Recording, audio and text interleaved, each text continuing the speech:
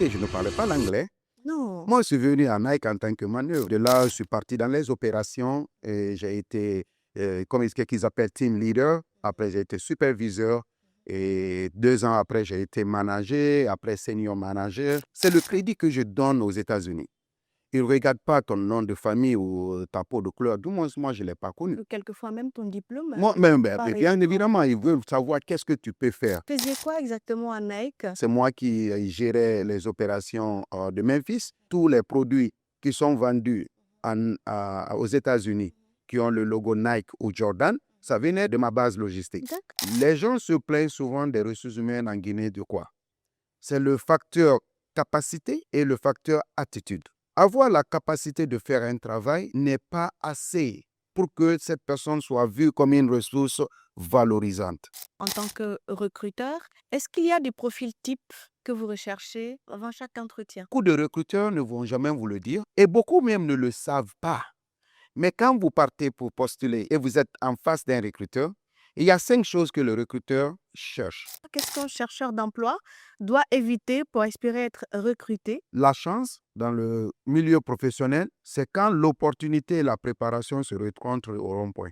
Avant de savoir ce que vous pouvez faire, il faut savoir ce que vous savez faire, ce que vous aimez faire, ce que vous pouvez faire. Beaucoup pensent en Guinée que les employeurs, en majorité, aiment amener des experts pour les payer plus cher. C'est un mythe. Enfin, vous Les parlez des expatriés. expatriés. Les expatriés. C'est un mythe. C'est beaucoup moins coûteux pour l'employeur de recruter localement.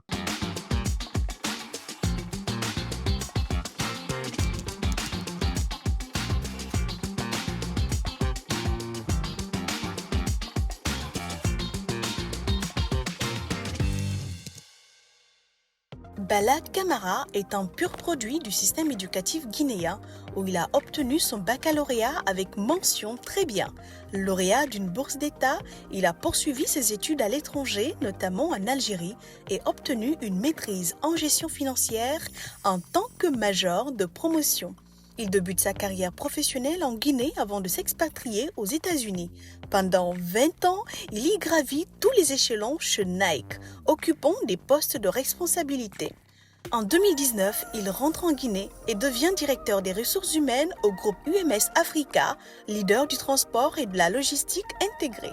En 2025, il décroche un doctorat en management des ressources humaines. La même année, il reçoit le prix africain de développement PADEV au Rwanda. Visionnaire et engagé, il milite pour la valorisation des talents locaux et le leadership africain.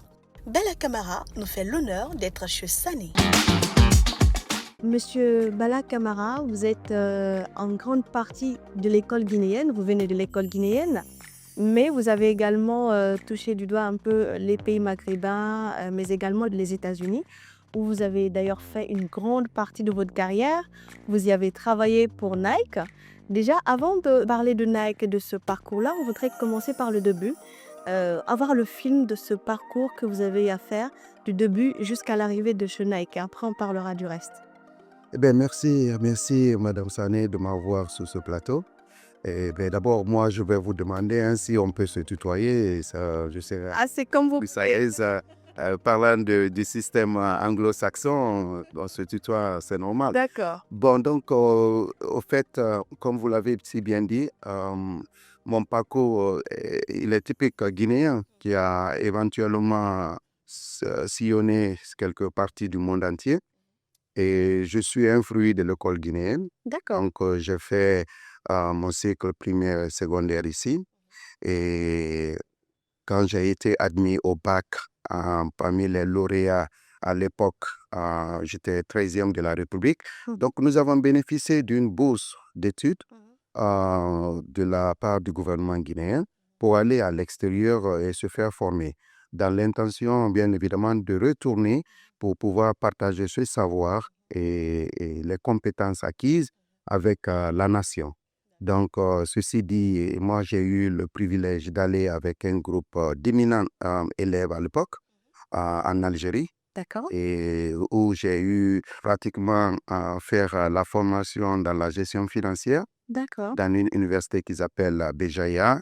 Et bien évidemment, je suis sorti majeur de cette université aussi.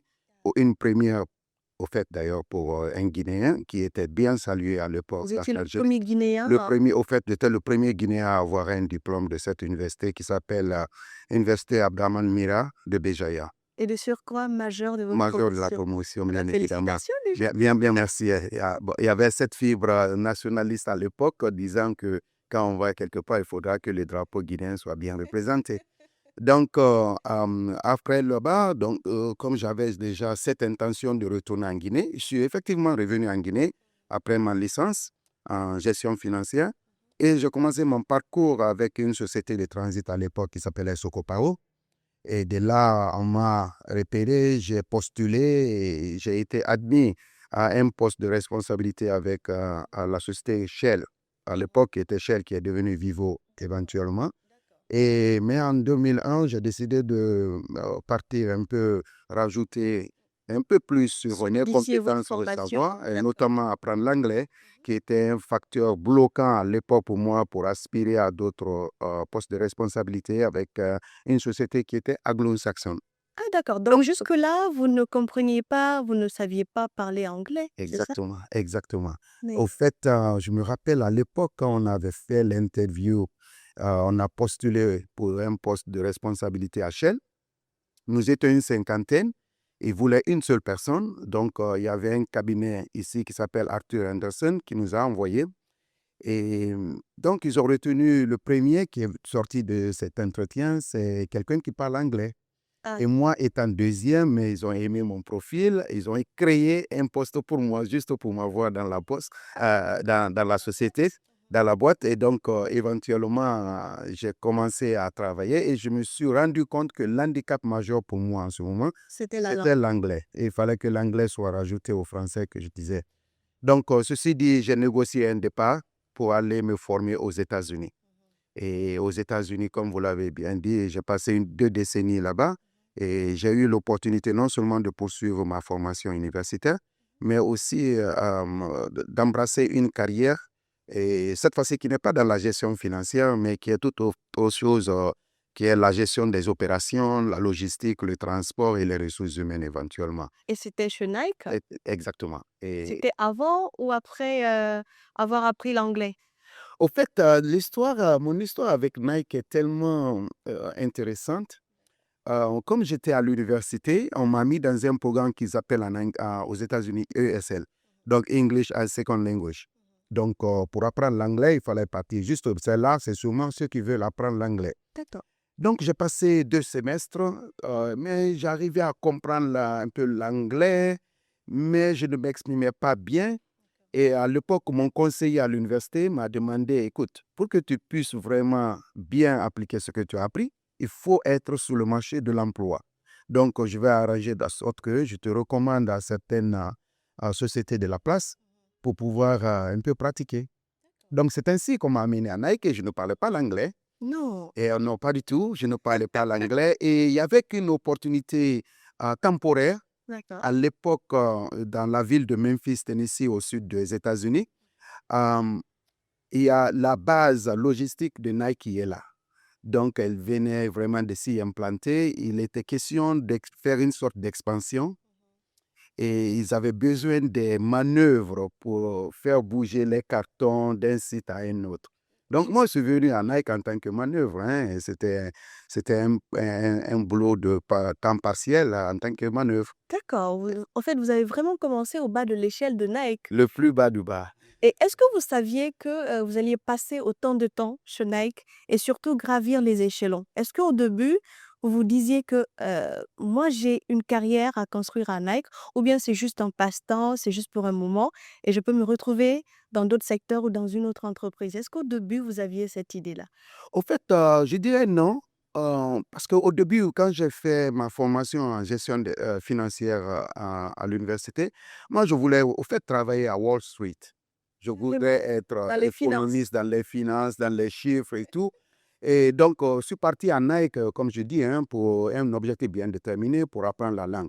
Bien évidemment, à l'époque, Nike, en fait, c'était genre sur une autre planète. Donc, surtout à l'époque, Nike venait de vraiment exploser avec Michael Jordan et Tiger Woods. Et c'était en quelle année? C'était en 2001. D'accord. à 2001. Donc, vraiment, je disais, OK, bon, je suis là juste pour faire manœuvre. Après, je vais essayer de finir mes études et partir. Mais l'histoire très, très intéressante est que nous étions 12 personnes pour faire ce boulot de manœuvre. Et bien évidemment, comme je ne parlais pas l'anglais, tous les 11 autres personnes, c'est des Américains, ils parlent anglais, bien évidemment. Et nos encadreurs, nos superviseurs pensaient aussi que je ne connais rien, je n'ai pas été à l'école. À peine je connais 1+1. Donc, il faut d'abord lui le mettre là-bas, il n'a qu'à faire bouger les cartons. Donc, mais ce qui est intéressant ici, c'était un jour, je pense que c'était la deuxième semaine. Donc, le responsable de ce nouveau site voudrait qu'en déménageant les cartons, que nous puissions les enregistrer dans un système pour qu'on puisse avoir un suivi au haut niveau de l'organisation. D'accord, avoir la traçabilité. La traçabilité du mouvement des cartons. D'accord. Donc, ce jour-là, ils avaient quelque chose qu'ils appellent un scanner. Ça ressemble à un téléphone. Et donc, vous scannez les barcodes pour qu'on puisse tracer ces différents articles. Donc, il les a fait passer à tour de rôle à ces 12 personnes dont je faisais partie pour voir qui pourrait mieux manier. On parle de 2001. À 2001, il n'y avait pas Apple, il n'y avait pas des iPhones. À l'époque, c'était les Motorola, les grosses boîtes là. Donc, il les a fait passer. Et les 2 premières personnes ont commencé à faire ça, tapoter très bien. Tâtonner un peu sur les Exactement, sur les boutons, sur l'écran. Quand c'est venu à mon niveau, moi, instinctivement, j'ai pris l'appareil, je l'ai fait comme ça avec mes 2 doigts. J'ai commencé à saisir mon nom. Ah, vous étiez vraiment en avance, ça. Voilà. C'était Donc, quelque chose de remarquable, surtout à l'époque, en 2001. oui, et là, le crédit, là, je le dois à l'université où nous étions, parce que, En imaginez, Algérie. en Algérie. Moi, j'ai eu mon adresse email là, en 1995.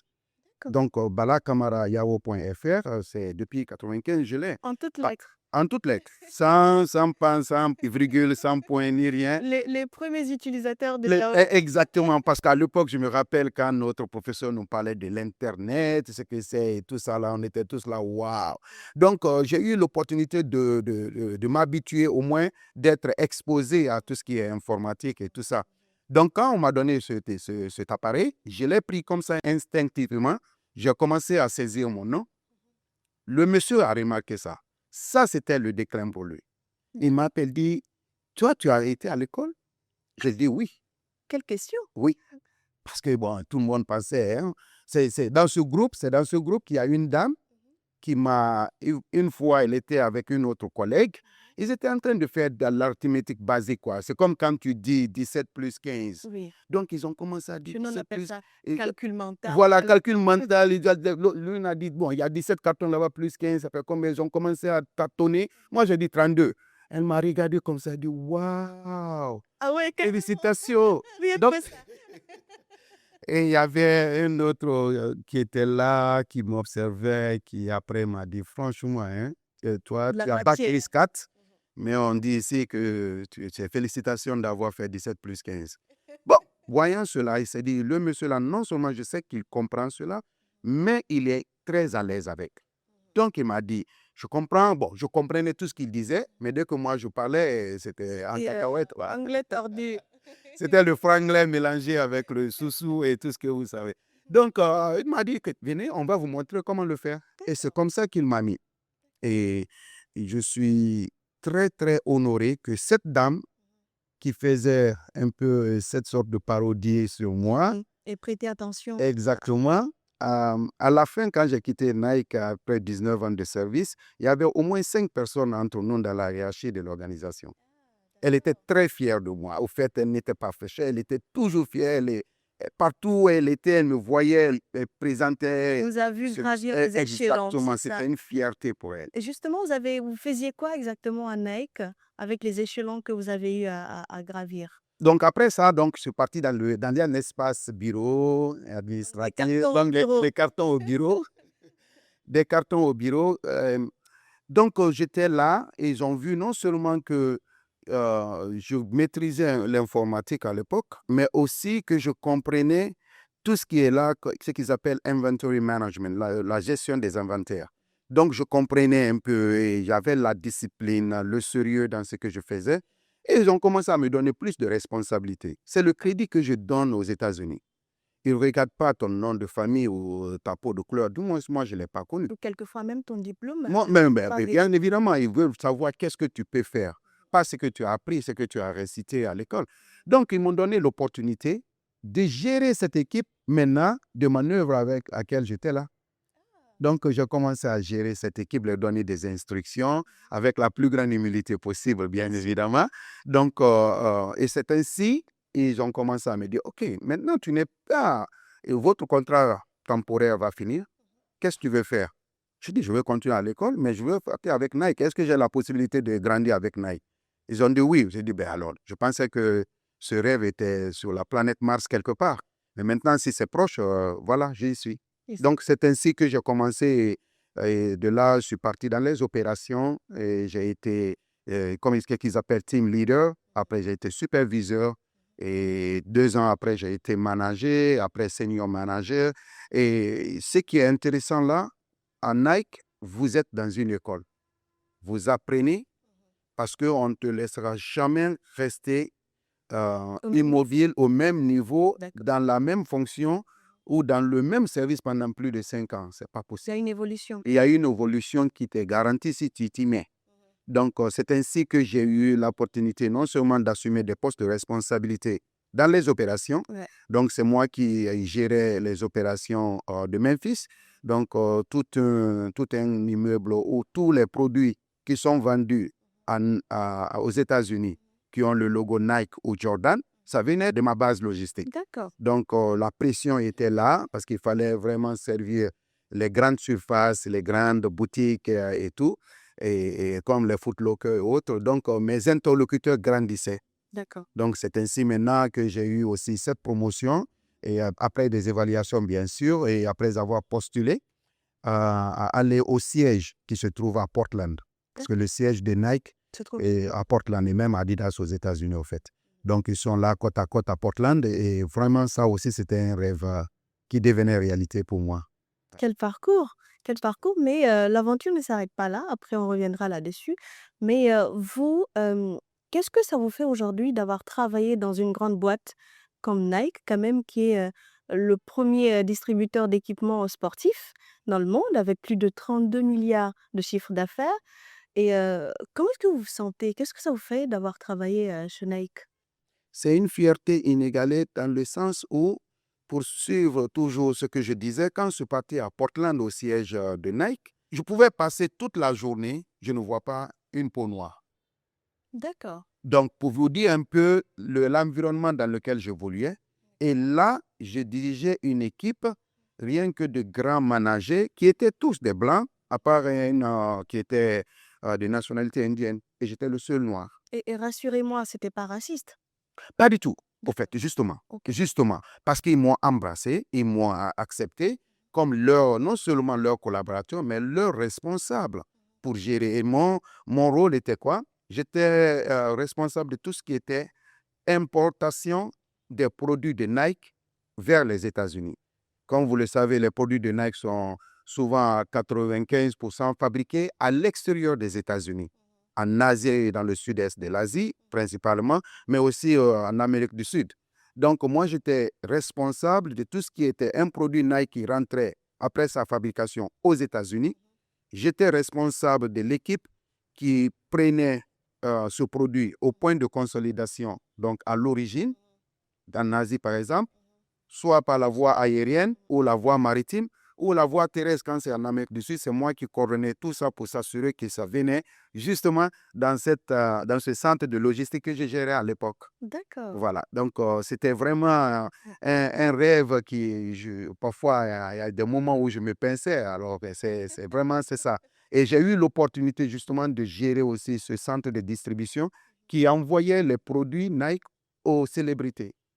Donc, D'accord. si vous Et voyez vous par exemple, rencontriez des célébrités? tout le temps, Michael Jordan, c'était votre ami? Michael Jordan, bon, je ne dirais pas un ami, j'ai été quand même, j'ai eu l'opportunité de rencontrer la quasi-totalité de ces célébrités qui portent Nike, y compris les acteurs et actrices qui, quand ils sont dans des films ou dans des séries, si vous voyez un produit Nike, ça vient de ce centre de logistique. Je peux avoir quelques noms d'acteurs, Mais bien de sûr, célébrités que vous... celui qui m'a beaucoup marqué, c'était Denzel Washington. D'accord. Le gars, quand il est venu, parce qu'on a ce qu'on appelle un showroom, pour qu'il vienne 6 mois avant la sortie d'un produit, quand on veut vraiment que le produit soit bien embrassé par la jeunesse, par le peuple, on invite ces célébrités pour venir dans notre salle, comme votre beau plateau qui est là. Félicitations à vous.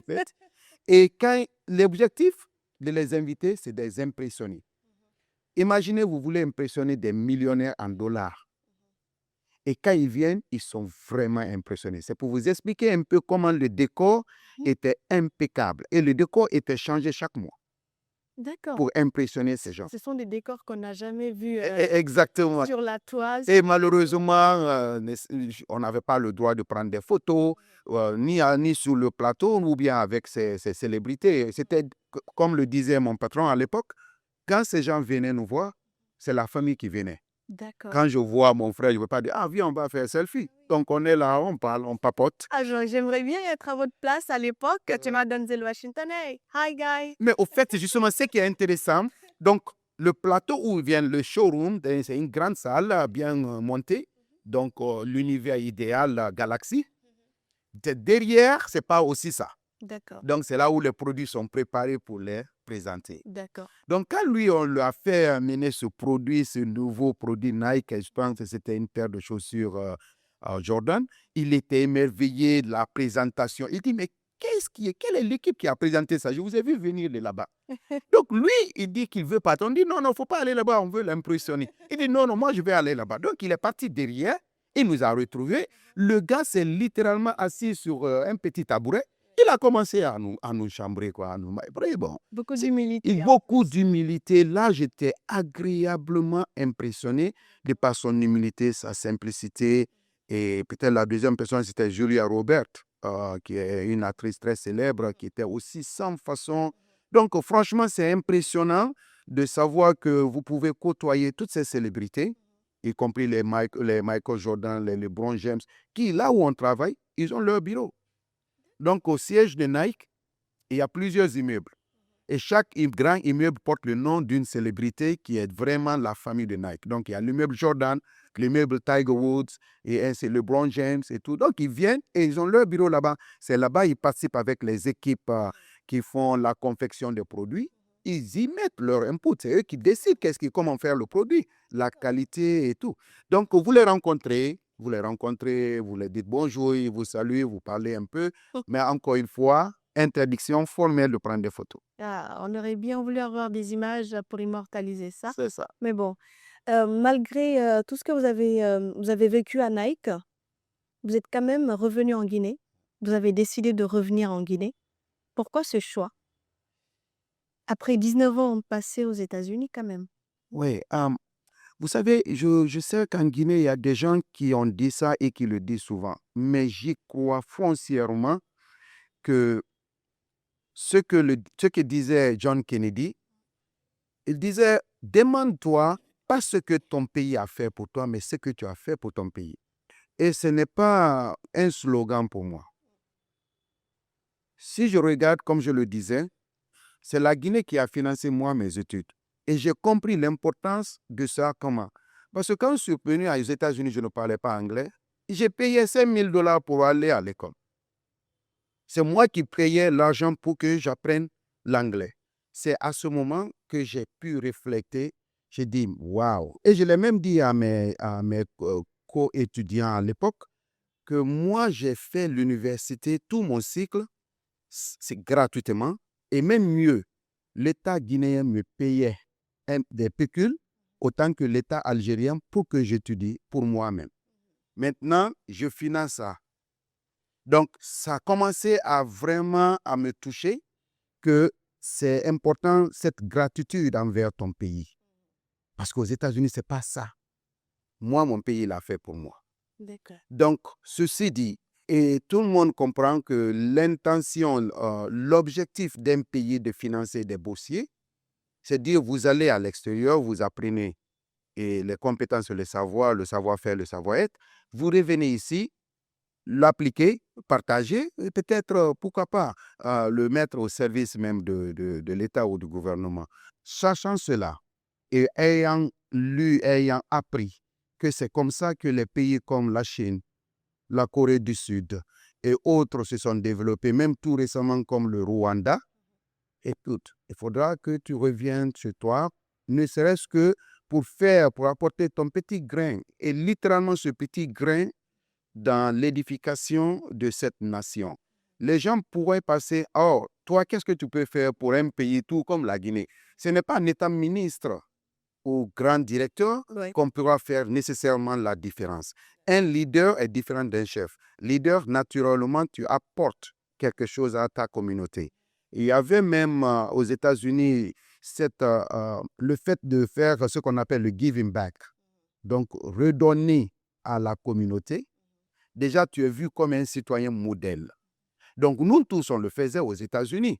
Moi, tous les week-ends, tous les samedis ou chaque 2 samedis, je partais faire des activités, des actions à titre purement volontaire et non lucratif, et notamment assurer l'entraînement de l'équipe de football, de soccer dans l'école de mon enfant. D'accord. Donc, bien évidemment, le football n'étant pas trop développé là-bas, et moi qui connais un peu dans le football, j'étais expert.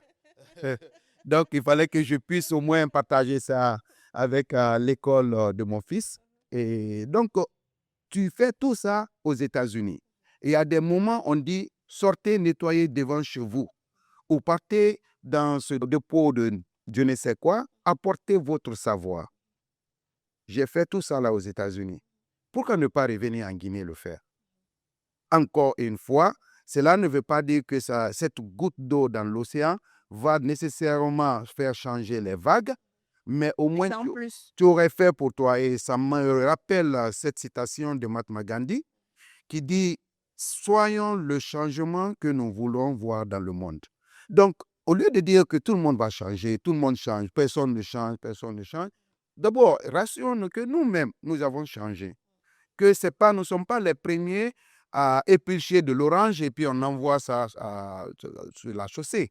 On prend les mouchoirs, on les jette par-ci, par-là, et après on dit qu'on a crié sale. Ouais. Donc pour moi, Nous sommes les acteurs même les acteurs, de l'insalubrité. exactement. Donc je le dis souvent aux gens, quand on dit Mengesagni en Soussou, ça veut dire littéralement le pied du chef. Mais Mengesagni, les gens pensent Mengesagni veut dire le gouvernement. Mengesagni, on dit le pied du chef. Donc c'est nous les pieds. Donc il faudra que nous fassions notre part en s'assurant que ce qu'on veut que la Guinée soit, que le pays soit, essayons d'émuler ça, essayons de... Nous-mêmes. Exactement. Donc c'est pour cela que je me suis dit, je viens ici, le peu de savoir-faire et de savoir-être que j'ai appris ailleurs, et puis je pourrais le mettre ici, je pourrais le faire ici. Donc je travaille là-bas 14 à 16 heures par jour, mais je viens en Guinée, je travaille 10 heures par jour, et au moins je pense que j'aurais fait la différence un peu. Bien. Alors, Monsieur Camara, l'une des problématiques les plus récurrentes que rencontrent les sociétés aujourd'hui reste la ressource humaine. Vous êtes DRH, mais également la gestion donc du capital humain. Et c'est quoi au prime abord la gestion donc du capital humain dont on parle? Permettez la répétition. Et pourquoi tout le monde se plaint de la ressource humaine? C'est... Au fait, vous avez tout à l'heure dit le capital humain. Au fait, dans les sociétés anglo-saxonnes, ils ne disent même plus direction des ressources humaines. C'est la direction du capital humain. Pourquoi le mot capital est plus important ici que les ressources? Parce que dans les entreprises, souvent, quand quelqu'un veut devenir entrepreneur, vous êtes aujourd'hui entrepreneur d'une boîte de com Eben Production qui fait vraiment un excellent boulot encore. Si? Donc, quand vous êtes entrepreneur, vous dites d'abord, je veux investir dans le capital matériel. Oui, Je effectivement. vais acquérir des micros, je vais acquérir des caméras et tout ce qui s'ensuit. Après, vous voulez investir dans le capital financier. Vous voulez de l'argent pour que vous puissiez accompagner votre politique dans son exécution. C'est ça. Mais parmi tous ces capitaux, le capital le plus important, c'est vous. Bien sûr. Sans vous, Eben ne pourra pas exister. Au fait, avec vous, mais sans les techniciens qui sont là, sans votre réalisateur, il serait complètement quasi impossible de faire cette émission. Donc, le capital humain, quoique on a la tendance parfois sans le vouloir ou sans le savoir, de le mettre en arrière. Derrière, Au fait, ça doit commencer par le capital humain, parce que ça a commencé par le capital on humain. doit inverser plutôt. On doit inverser cette tendance. Ok. Les gens parlent de Nike. Au fait, Nike n'a rien inventé. Hein. Ce n'est pas Nike qui a inventé les chaussures. Et bien avant, il y avait. Bien avant, il y avait les chaussures. Mais Nike se valorise de quoi? C'est cette valorisation du capital humain. De dire que Nike est créé entre un génie qui était juste un athlète, qui courait à l'université, mais il y avait son coach. Ils se sont mis la main, ils disent comment on peut développer des technologies pour les chaussures pour que nous, coureurs, on puisse mieux courir. Donc, c'est pourquoi Nike, c'est très important que quand tu es responsable, tu n'es pas seulement quelqu'un qui dit ce qu'il faut faire, mais tu enseignes, D'accord. tu donnes des cours, tu partages ton expérience pour que les autres puissent en bénéficier. De toi. Exactement. C'est pourquoi quand vous m'aviez gracieusement invité, j'ai accepté de venir parce que souvent, je préfère ne pas être avec ces Les spotlights, projecteurs. les projecteurs qui sont là. Mais tant que c'est pour partager justement ce peu de choses qu'on connaît, je pense que je suis tout à fait partant. Donc, le capital humain, c'est l'élément le plus important. Mais ça pose des problèmes aujourd'hui Effectivement. dans les pays africains en général, mais surtout en Guinée. Qu'est-ce que c'est? La Guinée subit en ce moment un boom économique, socio-économique, qui est sans précédent. Quand vous regardez la masse monétaire en Guinée, ce n'est pas plus de 7 milliards de dollars. Ah oui? Donc, tout ce qui est là, l'argent qu'on voit là, avec la Madina là, passé, tout ce qu'on voit là, le tout réuni, ça ne fait pas plus de 7 milliards de dollars. Dans un pays, 7 milliards de dollars. Mais c'est dans ce même pays que les investisseurs du monde entier ont essayé d'investir en un laps de temps, en ce moment, 3 fois cette valeur. Plus de 22 milliards sont investis en Guinée en ce moment. Donc, 3 fois l'économie guinéenne. Vous voyez un peu comment le PIB, le produit intérieur brut, peut être vraiment gigantesque. Oui. Donc, l'investissement est là, comme je vous ai dit, le capital matériel est là, le capital financier est là. Mais est-ce que la Guinée a les compétences requises du point de vue capital humain pour non seulement absorber, mais aussi pouvoir déployer et le maintenir? Bien. C'est ça le plus gros défi. C'est Alors- pourquoi beaucoup se plaignent. D'accord. Mais avant d'aller sur de grands projets, allons sur des choses tellement basiques.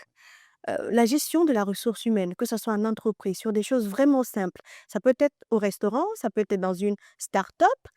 Tout le monde se plaint de la mauvaise gestion ou de la mauvaise implication de la ressource humaine dans le développement d'une entreprise. Vous, avec votre regard de gestionnaire de ressources humaines, cela est dû à quoi? Est-ce que c'est culturel? Est-ce que c'est civique? Ou d'où vient le problème? Et je pense que c'est tout un ensemble de beaucoup de choses. Euh, Moi, je me rappelle quand nous, on quittait ici pour aller justement à l'université, euh, à l'époque, il n'y avait pas les Facebook et tout. Jeune de 18 ans, pour être bien vu parmi tes amis, les filles, il n'y avait que 3 choses à savoir. Tu dois savoir certainement peut-être bien danser, tu es le meilleur danseur, ou bien tu es le meilleur joueur de foot, ou bien tu es le meilleur étudiant. Les études étaient valorisées. On a beaucoup investi à l'époque, depuis le premier régime, beaucoup sur les études.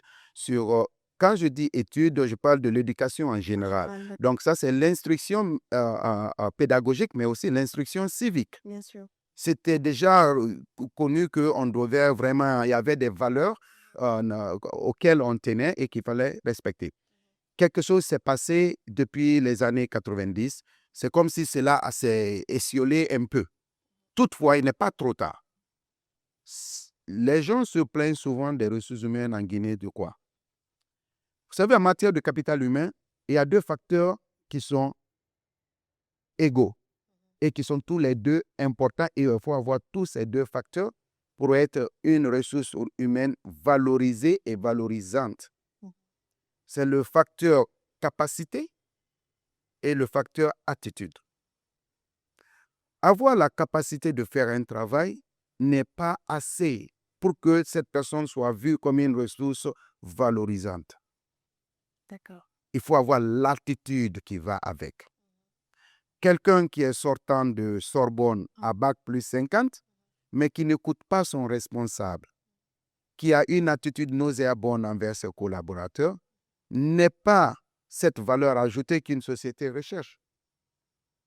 Parce que vous pouvez avoir tout, mais si vous pensez que celui qui pourrait vous apporter cette connaissance ne peut pas, ça ne pourra jamais passer. Donc d'abord, dans l'acquisition de la capacité, il faudra au moins qu'on enseigne aux jeunes Guinéens cette attitude que le travail, c'est le travail. On vient à l'heure, on part à l'heure, on fait ce qu'on doit faire et on se comporte avec les autres. Et on n'est pas désagréable. On traite l'autrui comme on aurait aimé être traité. Donc, si on a ces deux éléments, je pense que ça pourra remplacer un peu la tendance, mais le plus gros facteur, c'est là-bas, c'est l'attitude parfois. Parce qu'avec la bonne attitude, on peut t'enseigner n'importe quoi. On peut t'enseigner tout. Si tu as la latitude, le comportement d'absorber, d'écouter et d'appliquer. Donc, c'est ce qui est très important qu'on investisse un peu sur le côté éducation civique. D'accord. Alors on va revenir sur, on reste toujours dans le domaine de la ressource humaine. Y a-t-il une astuce toute faite pour la gestion des ressources humaines? Oui, pour un gestionnaire de ressources humaines, je pense qu'il faudra adopter ce qu'on appelle situational leadership. Leadership basé sur les situations et les circonstances. Vous pouvez avoir 5 personnes travailler pour vous, vous ne devez pas les gérer de la même façon. Donc, l'astuce est de trouver un style de leadership qui est adapté à chacune de ces personnes pour que vous puissiez au moins les amener à libérer le potentiel qu'ils ont. Donc, ceci dit, ce n'est pas parce que vous adoptez des différents styles de leadership que vous devez les traiter de façon inégale. Donc, il y a l'équité qui doit rester. C'est-à-dire, si Mamadou vous demande qu'il doit s'absenter pour aller au mariage de son cousin, vous acceptez. Il faudra que quand Fatou le demande, vous l'acceptez aussi. C'est là-bas l'équité. Mais vous ne pouvez pas suivre Mamadou tous les jours. Mamadou, est-ce que tu as mis la tasse ici? Est-ce que tu as mis le café? Si ce n'est pas le style qui est adapté à Mamadou. Peut-être ça pourrait l'être adapté à Fatima. Comprenez? Donc, ces 4 styles de leadership sont quoi? Il y a le style exécutif.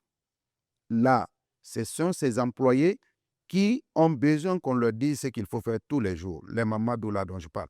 Il faut leur dire fais ça, tous les jours. Il y a un deuxième style de leadership avec eux, c'est le style coaching. Vous les coachez. Eux, vous leur dites, cette semaine, voici ce que tu dois faire, M. Diallo. Fais ça. Maintenant, au milieu de la semaine, je vais venir voir est-ce que vous l'avez fait. Mais je n'ai pas à vous voir tous les jours. Ça, c'est le style coaching. Et il y a le style délégation. Le style de leadership qui est la délégation. Donc, je suis DRH, je vais déléguer tout ce qui est formation à ce monsieur-là qui sait vraiment faire ce travail. Il a fait ses preuves ailleurs. Depuis un bon moment, il a fait ses preuves avec moi. Je sais que je peux compter sur lui. Je lui délègue la formation. Je lui donne les ressources dont il faut. Je lui donne la vision et l'objectif. À lui de me faire maintenant un compte rendu. Et le 4e style, c'est beaucoup plus le style qui est support. Là, tu ne délègues même pas. Les circonstances, l'organisation, peut-être l'architecture organisationnelle a fait que la personne nécessairement n'est pas directement sous ta tutelle, mais vous êtes son responsable. Un exemple, vous allez prendre par exemple le président des États-Unis est élu, Oui, mais le président de l'Assemblée aussi est élu. oui. Mais le président de l'Assemblée n'est pas nécessairement assujetti au président de la République comme si c'est le président de la République qui est son patron. Mais toutefois, les orientations du président de la République doivent être suivies par ce gars. Donc, ce style-là, c'est un style de support que le président va, en tant que leader, va apporter au président de l'Assemblée sans pour autant être autoritaire ou appliquer ces 3 autres styles. Donc, en résumé, ces 4 styles, pour moi, c'est l'astuce préférée d'un bon leader de savoir quel type de leadership appliquer et quand l'appliquer. Et à certaines personnes, il faut appliquer parfois les 2 à la fois Oui. et vaciller de temps à autre. En tant que recruteur, est-ce qu'il y a des profils types que vous recherchez avant chaque entretien. Oui, Chaque entretien, hein, on va le dire comme ça. le type de profil, comme je vous l'ai dit d'abord, euh, je vais vous partager quelque chose, je ne dirais pas un secret, Mm. mais beaucoup de recruteurs ne vont jamais vous le dire et beaucoup même ne le savent pas. Mais quand vous partez pour postuler et vous êtes en face d'un recruteur, il y a 5 choses que le recruteur cherche. Parfois, le recruteur lui-même ne peut pas te dire c'est ça que je cherche. Mais peu importe les questions que ce recruteur vous pose, il cherche à savoir 5 choses de vous. La première, et c'est par ordre de croissance, hein, la première, est-ce que cette personne est aimable? D'accord. Ça ne veut pas dire est-ce que j'aime cette personne, mais est-ce que la personne est aimable? Ah, d'accord. Donc, c'est lié encore à l'attitude. l'attitude. Est-ce que cette personne a dégagé une attitude positive? D'accord. Est-ce que cette personne est déjà, si j'ai un client, la personne pourra être avec ce client sans pour autant que le client pense qu'il est Je suis- condescendant ou tout ça. Donc, est-ce D'accord. que la personne, elle est Donc aimable? l'attitude compte énormément. Énormément. D'accord. Après ça, le recruteur, il veut savoir, est-ce que cette personne, je peux lui faire confiance? D'accord. La confiance. La confiance. Parce que vous pouvez avoir cette bonne attitude, mais s'il se dit que cette personne-là ne va jamais être, mériter ma confiance, Mhm. ça ne va pas. C'est encore un blocus. Maintenant, si vous avez ces deux, le recruteur veut vraiment coacher un autre qui Oui. dit quoi? Est-ce que cette personne est dépendable? C'est-à-dire. La dépendabilité est différente de la confiance, quoique les deux peuvent se retrouver. Est-ce que je peux faire confiance à Sané? Je dis, quand Sané dit, elle va m'inviter, elle m'a invité. Et quand elle m'invite, c'est la confiance qui est là. Mais la dépendabilité vient où? Est-ce que quand j'ai confié cette responsabilité de me donner une bouteille d'eau, est-ce que cette personne m'a donné cette bouteille d'eau?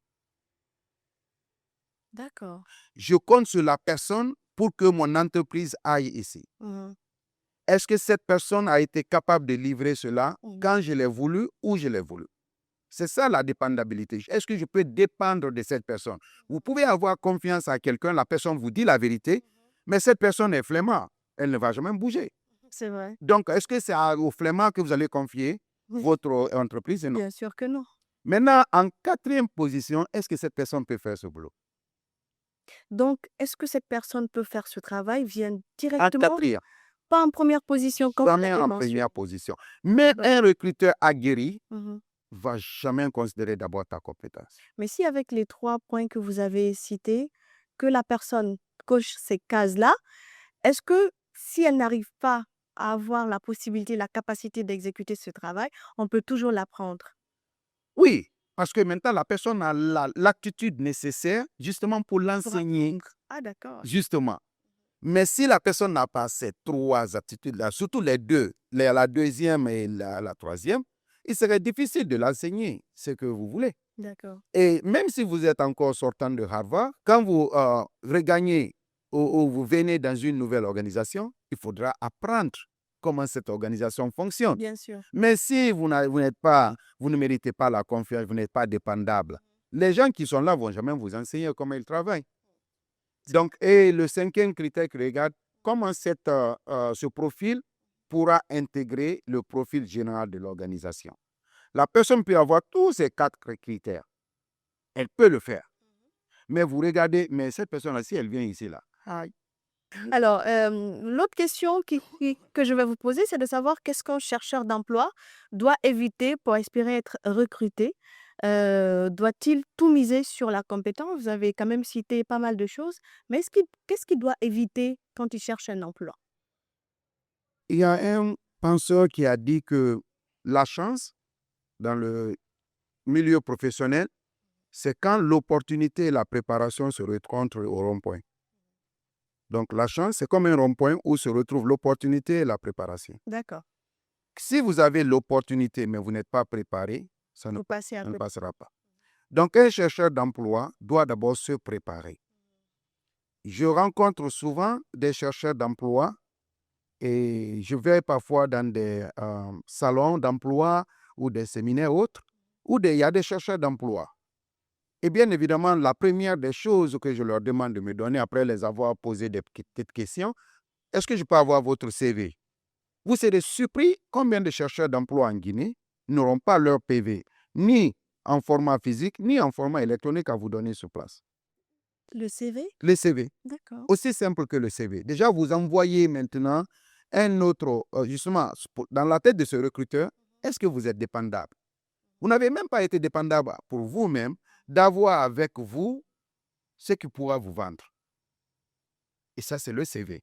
Donc, il faudra que les chercheurs d'emploi se disent que je dois être préparé. Je dois avoir mon CV et je dois être en mesure de répondre facilement à certaines questions basiques qu'un recruteur ou un potentiel employeur pourrait me demander. Mhm. Ouais. D'accord. C'est assez intéressant ce que vous dites. Ouais. On reste toujours dans le même cadre, hein. Vous êtes spécialiste en gestion de ressources humaines. Vous gérez quand même plus de 4000 personnes. Au cours d'un recrutement, que faut-il faire et que faut-il éviter pour un chercheur d'emploi? Des astuces simples, mais qui ont de l'impact. Oui, des astuces simples. En parlant toujours de la préparation, on dit que l'habit ne fait pas le moine, mais c'est à travers l'habit qu'on reconnaît aussi le moine. D'accord. Donc, vous ne pouvez pas venir à un entretien d'embauche pour être euh, responsable commercial, mais vous êtes habillé comme, je ne sais pas, n'importe quelle autre personne de la rue. De la même façon, vous voulez postuler pour être soudeur ou mécanicien. Si vous venez toujours en cravate et vous êtes bien soigné, ça envoie déjà une image. Est-ce que vous êtes prêt à vous salir pour le travail? Donc, c'est important que le chercheur d'emploi évite cela. Le chercheur d'emploi doit se préparer à connaître pour quel emploi il postule, Mhm. pour quelle organisation il postule. Souvent, il y a des gens qui me disent, quand je leur pose la question, qu'est-ce que vous pouvez faire? La réponse, vous savez souvent, c'est quoi? Non? Moi, je peux tout faire. Je dis non, non, non, non, non, non, non, non. Qu'est-ce que vous pouvez faire ou qu'est-ce que vous savez faire? Monsieur Kama, si vous me donnez, je vais apprendre, même si je sais faire. J'ai dit, OK, maintenant j'ai un poste d'infirmier ou de médecin, vous pouvez le faire? Ah non, pas là. Mais alors, mais vous avez dit que vous pouvez tout faire. Donc, ce n'est pas une bonne réponse. Ah bon? Oui. Est-ce qu'ils ne le disent pas justement pour vous mettre en confiance et vous amener à les confier des tâches qu'ils peuvent exécuter peut-être? À quoi bon me mettre en confiance, donc le deuxième pilier que recherche un recruteur, mais vous n'êtes pas dépendable pour le faire? Question. Voilà. Et donc, si vous n'êtes pas dépendable, moi, je rejette maintenant la confiance et l'aimabilité. Donc, c'est pourquoi c'est très intéressant. Moi, il y a eu un recruteur, hein, quand j'étais courtisé pour un certain poste. Ils ont voulu me confier le poste de directeur commercial. Je leur ai dit, en aucun cas au monde, je vais faire ça. Je ne veux pas ça. Je sais ce que je sais faire et je sais ce que je ne sais pas ou n'aime pas faire. Je ne suis pas très à l'aise de vendre quelque chose à quelqu'un. Un produit en tout cas. Je suis du genre, vous voulez cette tasse? Oui, ok, vous pouvez, ça coûte ça. Vous ne voulez pas? Non, il n'y a pas ce genre, comme on le dit à Avaria, la thermique Mais là. vous ne Je ne négociez négocie pas. pas, Vous ne non, négociez pas. vraiment, cette tasse-là est bonne pour vous. Pour moi, c'est vous qui savez si c'est bon pour vous. Donc, encore une fois, ce n'est pas mauvais, je n'ai rien contre les commerciaux. Au fait, c'est un boulot très noble, mais c'est moi qui ne sais pas ou n'aime pas faire cela. Donc, si je ne l'aime pas, je ne peux pas dire à ce recruteur, non, je peux faire tout ce que vous me dites. Mm. Je crois que je suis convaincu que si je m'y mets, je pourrais l'apprendre, je pourrais le faire bien, mais je n'aime pas.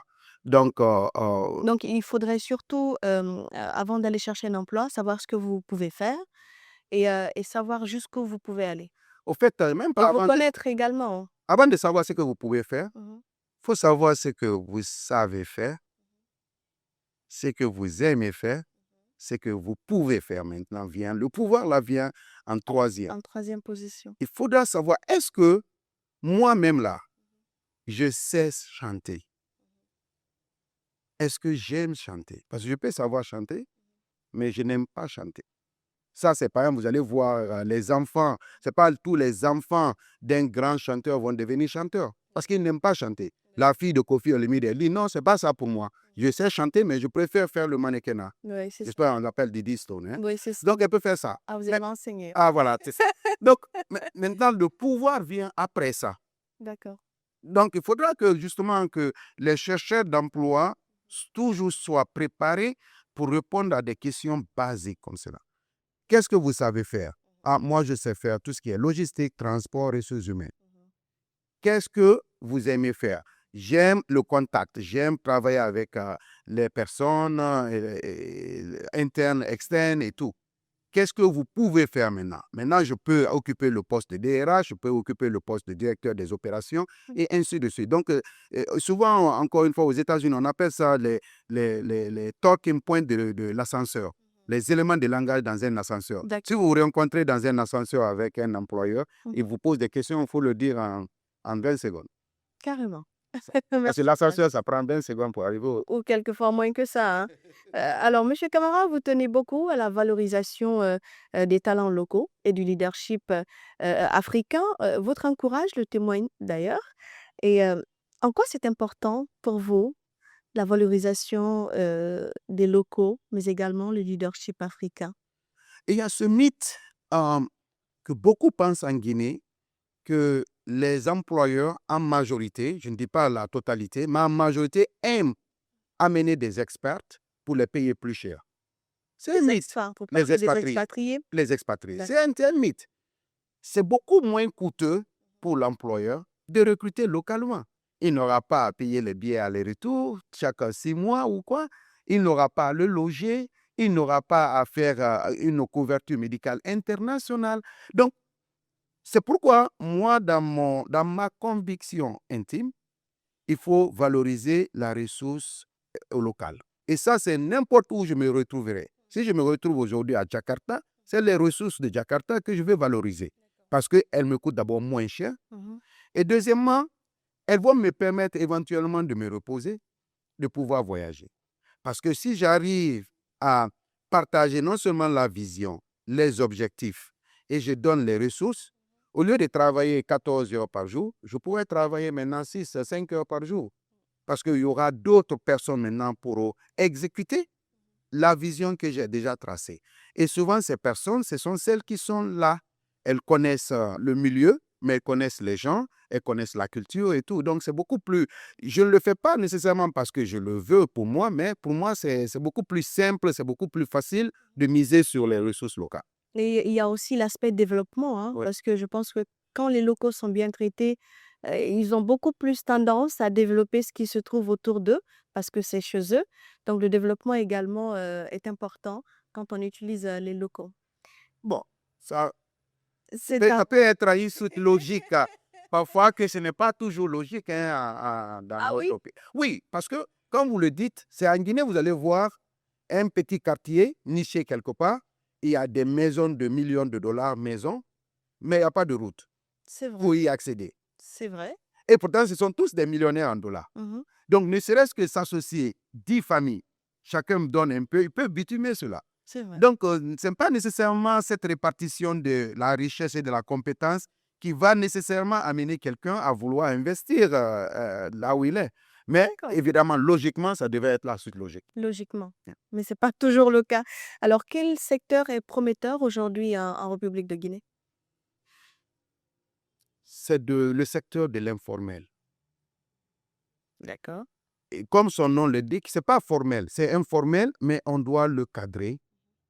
On doit le cadrer très bien pour le booster. L'informel étant tout ce que vous voyez, les peintres, les maçons, et tout ça là. Bien évidemment, à côté de cela, pour moi, je considère l'agriculture toujours comme l'informel, un peu, quoique ça ne l'est pas. Mais si tout le monde veut être dans les bureaux, le pays là ne va jamais se développer. Tous ces pays que vous avez vus se développer, ce sont les bras valides qui les ont développés. Ce sont les bras valides. Donc, il faudra qu'on investisse sur tout ce qui est technique. D'accord. Je l'ai dit dans un autre forum, je ne crois pas, si ce n'était qu'à moi, je ne crois pas qu'on doit beaucoup faire sortir des étudiants aujourd'hui là, en sociologie, en histoire et tout ce qui est là, au moins pour 2, 3 ans. on doit investir sur tout ce qui est la technique, la technologie et surtout les technologies nouvelles. C'est là où on doit être. Et l'informel, on l'organise. Vous voyez, aujourd'hui, les mototaxis s'organisent entre eux. Ce n'est pas quelqu'un qui est venu les organiser. Mais ça peut être aussi structuré de haut niveau pour qu'on, non seulement on les organise, on uniformise leur fonctionnement, mais on les booste aussi avec des moyens d'accompagnement qui peuvent être générateurs de revenus pour qu'ils puissent au moins proliférer. D'accord. Alors, Monsieur Camara, cette fois-ci, je vais vous poser des questions pour connaître votre personnalité. Ok. Vous êtes prêt? Oui, ça va. D'accord. Alors, quel mot vous définit le mieux? Je dirais simple. Simple. D'accord. Qu'appréciez-vous le plus chez vous et chez les autres? La dépendabilité. Et chez les autres? Je dirais la dépendabilité. Si Chez on vous? peut être dépendant, on peut au moins compter l'un sur l'autre. Pour moi, c'est ça qui nous définit. Mais est-ce que c'est pas un frein en même temps? Ce n'est pas un frein. Si je peux compter sur le réalisateur pour réaliser cette émission pour moi, il n'y a en aucun cas un frein là-bas. S'il peut compter il compte que je sois là, que je sois devant son micro et c'est ça que je fais, je ne vois pas le frein. Au contraire, pour moi, c'est ça qui nous différencie des autres créatures de Dieu. Les animaux, pour moi, ne sont pas dépendables les uns envers les autres. Hein. Bien. Alors, quel est votre échappatoire quand tout va mal et pourquoi? L'échappatoire, c'est de m'isoler, de méditer, D'accord. d'être dans un environnement qui peut être même à la maison, mais où il n'y a pas de lumière, il n'y a pas de volume, et puis je médite, je réflecte, et éventuellement, cette réflexion m'amène vers le Tout-Puissant. Je me dis, c'est Dieu qui le veut comme ça, il faudra seulement l'exécuter. D'accord. Mais qu'est-ce qui est le plus important pour vous dans la vie? Le plus important pour moi est de traiter l'autre comme on aurait aimé être traité dans des circonstances sociales et tout. D'accord. Et si vous pouviez changer quelque chose en vous, ça serait quoi? Physiquement, mentalement, Peu importe. ce serait le fait que parfois j'ai l'impression que je ne m'investis pas assez dans les universités. Je ne donne pas autant mon temps que je le faisais jadis aux États-Unis pour cette couche, alors que là-bas, je le faisais souvent. Et donc, j'aurais bien aimé changer ce manque de temps, ce que je qualifie de manque de temps, j'aurais bien aimé changer cela. Et vous vous organisez pour ou bien c'est... Oui, l'intention est là. Et j'en ai parlé avec quelques amis, mais bien évidemment, je suis conscient qu'il faut le faire et j'espère bientôt. Ça sera pour bientôt. Ça On sera l'espère. très bientôt. Et je dois aussi dire, hein, au fait, j'ai eu à enseigner à Foulaya quand je suis rentré de l'Algérie. D'accord. Oui, donc j'ai eu à enseigner un an avec un ami regretté. Mais bien, c'est bien, j'ai bien aimé cela. Donc ça, c'est une passion. D'accord. Et comment définissez-vous le bonheur? Pour moi, le bonheur, c'est l'état de satisfaction physique, émotionnelle, matérielle à la fois. Cet état de satisfaction, je dis encore, physique, je me sens bien. Émotionnel, ma tête, ça va. Je suis entouré de bonnes personnes. Matériel, et vous voyez que je n'ai pas dit financier. Hein. Pour moi, matériel, si j'ai tout ce dont j'ai besoin à ma disposition, je n'ai pas à avoir 2 francs dans mon compte, ça me va. Mais c'est l'argent qui achète le matériel, on est d'accord. Mais si le matériel est là, si que je n'ai pas l'argent maintenant pour juste l'avoir, parce que j'ai l'impression, il y a certaines personnes qui pensent que, comme on le dit, l'argent fait le bonheur. Moi, je n'y crois pas. Vous pouvez avoir tout l'argent du monde, vous le regardez, ce n'est que ça, un autre matériel qui est là. Au fait, les biens là, ce n'est que des matériels. Mais, et que vous pouvez avoir l'argent, mais vous voulez justement un Air Force One, mais vous ne l'avez pas. Parce que les États-Unis disent Air Force One, c'est seulement pour notre président. Vous voyez un peu, non? Donc, pour moi, votre bonheur, c'était ça. C'était avoir Air Force One, toute la technologie à l'identique, mais vous ne l'avez pas. Donc, est-ce que vous êtes comblé? Peut-être pas. D'accord. Alors, et qu'est-ce qui vous fait le plus peur? Le karma. Ma plus grosse crainte, c'est faire du tort à quelqu'un.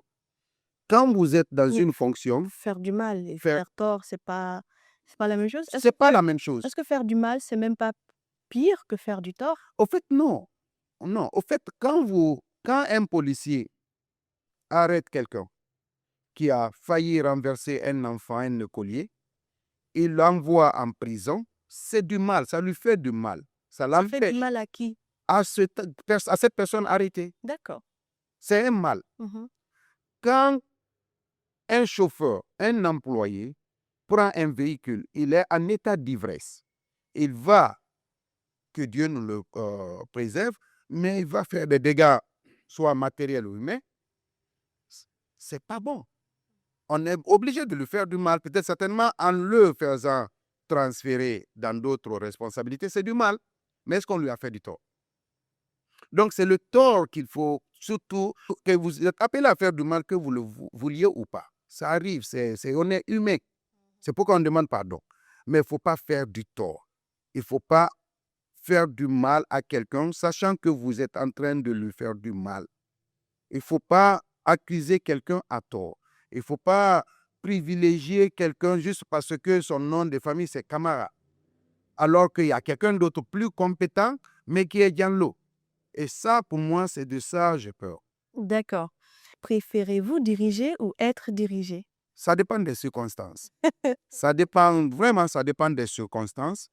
Quand je suis convaincu, quand je suis très convaincu que j'ai la capacité et la connaissance nécessaire pour diriger, je préfère diriger. Mmh. Mais si je n'ai pas cela, ou pour d'autres considérations parfois qui m'échappent, je n'ai aucun problème de suivre justement le dirigeant et le leader.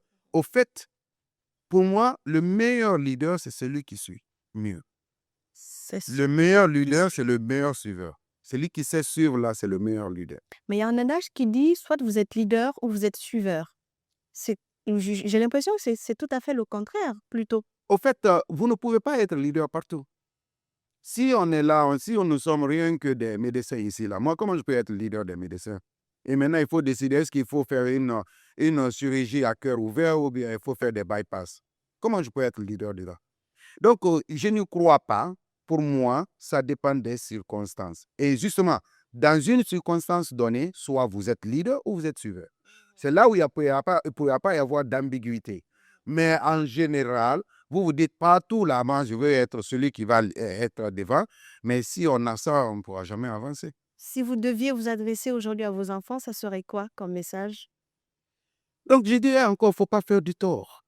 Parce que D'accord. je suis convaincu qu'il n'y a pas de la place pour le tort. Le karma existe. Il n'y a pas de la place là-bas en haut. Si ce n'est pas sur vous que ça se répercute, votre progéniture va le voir. Donc, c'est de faire traiter l'autrui comme on aurait aimé être traité. Et parfois, on aurait aimé être traité que nous-mêmes, on a fait du tort. On doit être sanctionné pour ça. D'accord. Quoi qu'on ne l'aime pas, mais on assume. C'est ça qu'on appelle quand on dit assumer ses responsabilités. Et le deuxième aspect, je leur dirais justement d'être à la poursuite inlassable de la perfection.